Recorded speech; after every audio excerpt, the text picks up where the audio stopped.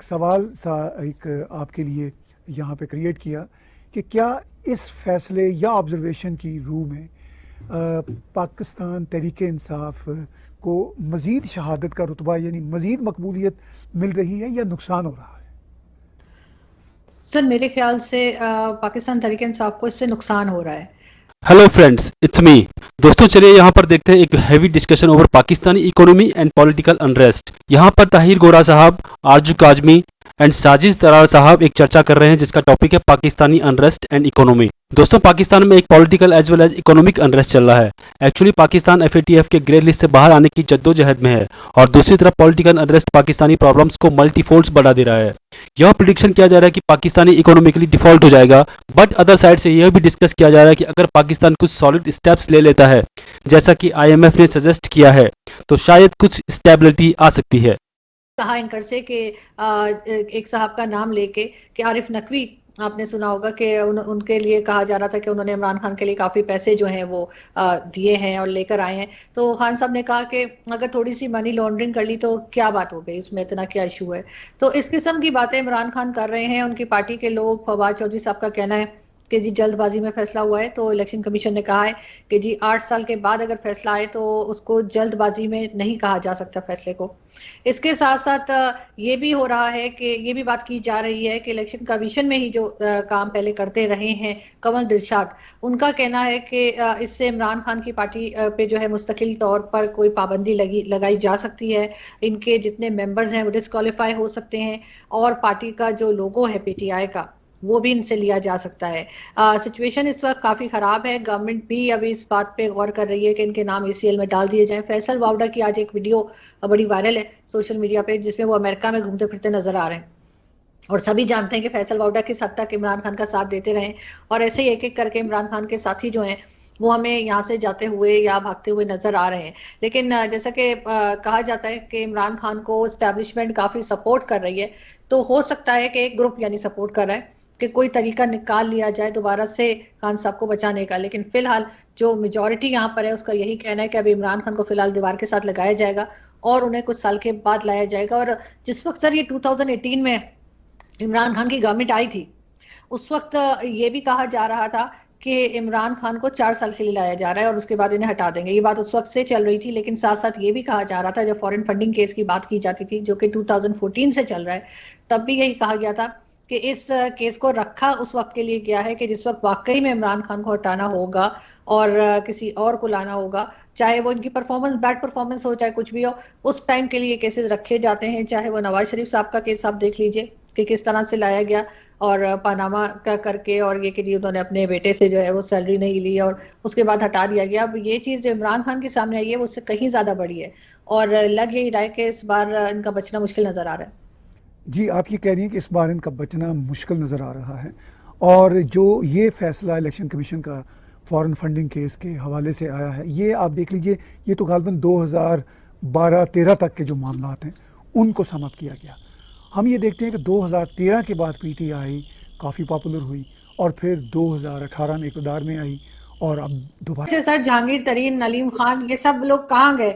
और दूसरा ये कि जाहिर है कि पीपल्स पार्टी और नून लीग माना कि उनसे बहुत गलतियां हुई हैं, लेकिन इतने कमजोर भी नहीं है कि वो अभी भी कुछ ना कर पाए। फॉरेन फंडिंग केस आज पूरा दिन डिस्कस हुआ है टीवी के ऊपर और साथ साथ अकबर एस बाबर साहब का भी स्टेटमेंट चल रहा था। तो कुछ ना कुछ तो गड़बड़ है जो ये घबराए हुए। गड़बड़ तो है, लेकिन दो चीजों कहते हैं ना, कुछ देर 2-3 महीने लेट है। और सबसे बड़ी बात जो कमजोरी इनके अंदर है, नून लीग और दूसरी पार्टियों, कि इनके पास बच्चे नहीं है ट्विटरों वाले, जो 20-20 अकाउंटों वाले। ये सबसे बड़ी कमजोरी इनकी, क्योंकि दूसरी पार्टी जो है उसकी इतनी पॉपुलैरिटी है नहीं है जितना हवा उन्होंने इकट्ठा कर दिया।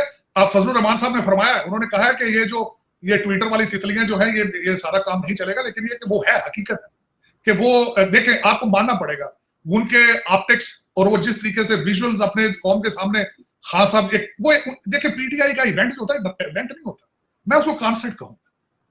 उसमें कॉन्सर्ट होता है, वहां डांस होता है, वहां डीजे बट होता है, वहां पे गाने आते हैं, खवातीन एक दूसरे को मिलती हैं, वो जिसका वो तुम्हें एक पूरा डेटिंग एक पूरा कॉन्सर्ट होता है ना। तो वो कॉन्सर्ट जो है नून लीग करने में नाकाम रही मेरे ख्याल, जो मेरी असेसमेंट। और उसमें आपने नून लीग वालों की ये जो मैंने बिल्कुल फजलुर रहमान साहब की पूरी आप सुनी प्रेस कॉन्फ्रेंस, मैंने उनके मुतालबे भी देखे, जिस तरीके से उन्होंने कहा जी हम इस पे लार्जर बेंच के लिए, और उसके बाद उन्होंने फॉरेन फंडिंग, लेकिन कुछ भी नहीं होगा। मैं बता रहा हूं, इस वक्त सिस्टम रिजेक्ट कर चुका है, सिस्टम हाईजैक हो चुका है, कौम की मत मारी जा चुकी है, और इस वक्त जो आप जो मर्जी कह लें, इस वक्त पीटीआई जो मर्जी कहे, इस वक्त इमरान खान वो कौम उसके बयानिए को चूरन उसको खरीदती है, सुबह कुछ के शाम को उसको डिनाई कर दे, फिर भी बिकता है, चलता है इस वक्त। मजे की बात यह है कि कौम ही नहीं, आपकी फौज एस्टेब्लिशमेंट भी उनकी बात सुन रही है, अदलिया भी उनकी बात सुन रही है, ब्यूरोक्रेसी डर के छुप गई है, एजेंसियों की भी प्रेडिक्शन। इस वक्त सर्कमस्टांसेस जो है वो बड़े खतरनाक नजर आ रहे हैं। लेकिन जो मेरे लिए लम्हा फिक्रिया वॉशिंगटन डीसी में ये है कि आपका डॉलर आज 250 का हुआ है, अफगानी करेंसी 255 की है, तो आपकी डायरेक्शन जो है बिल्कुल अफगानिस्तान वाली साइड पे जा रही है। लेकिन दुख के साथ कि कौम बिल्कुल, कौम की डायरेक्शन कौम को पसंद है। वो कहते हैं दिन को हम तस्बीहां पढ़ेंगे, अमल बिन मारूफ करेंगे, शाम को पार्टी करेंगे। तो ये मुझे ये खतरा है कि दो चीजें, पेट्रोल और मेडिसिन, इसका क्या करेगा? क्योंकि आपने रुपयों में खरीदनी, आपने डॉलरों में नहीं खरीदनी। आप भारत नहीं है, भारत ने इस वक्त रशिया और चाइना के साथ रुपयों में डीलिंग शुरू कर दी है, लेकिन आपने डॉलरों से लेनी है। आपने जो पाबंदियां लग्जरी गुड्स पे लगाई थी मई में, कल आपने वो भी उठा ली।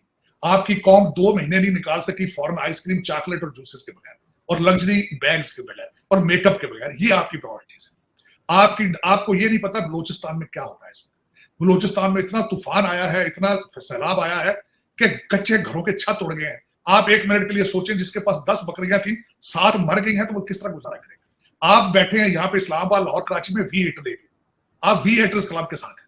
आपके घरों में रुपए, आपके घरों में डॉलर और पाउंड करप्शन के आपने तह लगा के रखी है। आप इसे यहाँ पर साजिद दरार साहब बता रहे हैं कि जहाँ एक तरफ पाकिस्तान की high society imported luxury items purchase कर रही है, वहीं दूसरी तरफ common man economy fall down की मार झेल रहा है। एनालिस्ट बता रहे हैं कि बलूचिस्तान में बहुत ही भयंकर तूफान आया है और पाकिस्तान की एलीट क्लास डॉलर के ऊपर सो रही है। दोस्तों, वीडियो देखने के लिए धन्यवाद। तो फंड रेजिंग करें उनके लिए, लेकिन कहते हैं क्या जरूरत है करने, इस तरह करेंगे। केपीके का बड़ा बुरा हाल है सर। केपीके में भी जो है इसी तरीके से, वहां की भी जो मेट्रो वगैरह वो दिखाया था, कई जगह सोशल मीडिया पर है कि वहां सब जगह पानी भर गया है। तो चाहे वो इमरान खान हो, चाहे पीपल्स पार्टी हो, सबका एक ही हाल है। ये कैसा मुल्क है, बारिश ना हो तबाही, बारिश हो तो तबाही। तो फिर क्या उसका, ये देखें अफसोस के साथ है, 2 चीजें जो हम बात आज जिस पे करना चाह रहे थे, बाजवा साहब की कॉल वो भी फाइनेंशियल रिलेटेड है, और फाइनेंशियल टाइम्स की हर चीज भी फाइनेंशियल करप्शन के साथ रिलेटेड। तो मैं तो हमेशा कहता हूं, आप हर चीज से बच पाएंगे, करप्शन से नहीं बच पाएंगे। अब आपके ये बोन मैरो में घुस चुकी है करप्शन, नेशनलिज्म नहीं है, और सिर्फ एक ही पॉलिसी है, लूटो और दुबई भाग जाओ या लंदन भाग जाओ। तो उसके साथ आप चलते रहें। आपका कैपिटल भी लंदन है, सारे आपके रूलर वहीं से आते हैं, वहीं से जाते हैं, वहीं से डिक्टेशन लेते हैं, आपकी मीटिंगें भी वही होती हैं, आपका हाइब्रिड सिस्टम भी वहीं क्रिएट किया गया था। ये इमरान खान को तैयार करने के लिए मीटिंग्स भी लंदन में हुई थी। तो फिर आप ठीक है, लंदन में मैं तो बड़ी मिन्नतें कर चुका हूँ इस कौम की कि ये जान छुड़ा लो अपने फॉरेन रूलर्स से, लेकिन ये फॉरेन रूलर्स आपको तबाह करके जाएंगे। मेरी इंफॉर्मेशन जो आज की लेटेस्ट जो मेरी स्टडी बता रही है कि आपके पास 2530 दिन की परचेज करने की आपकी पावर है। इस वक्त आपके फॉरेन एसेट्स जो है 9 बिलियन के करीब आ चुके हैं, और जो आपके चैंपियन है, जो 2 भाई दोनों पार्टियों को उन्होंने हाईजैक कर रखा है, उनमें से एक का नाम असद उमर है। उसने भी ये कहा है कि जो चाइना से पैसे आए थे 1 हफ्ते में खत्म हो गए। हालांकि खुद इकोनॉमिक आपकी फ्लेवर सारी रही है हर चीज की, लेकिन आज आप फाइनेंसिंग पॉलिसी के चैंपियन बन चुके हैं। लेकिन किसी को कोई परवाह नहीं है, क्योंकि आरजू किसी जलसे में आज तक किसी ने कोई road map, economic road map नहीं रखा, किसी ने असलियत नहीं बताई। डॉलर 250 का आज हुआ, एलसीज नहीं खुल रही आपकी, फॉरेन परचेजिंग आपकी नहीं खुल रही, हो नहीं रही बिल्कुल। लेकिन इसके ऊपर किसी ने अभी तक कोई स्टेटमेंट ना दी, ना खान साहब ने दी है, ना किसी दूसरी पार्टी।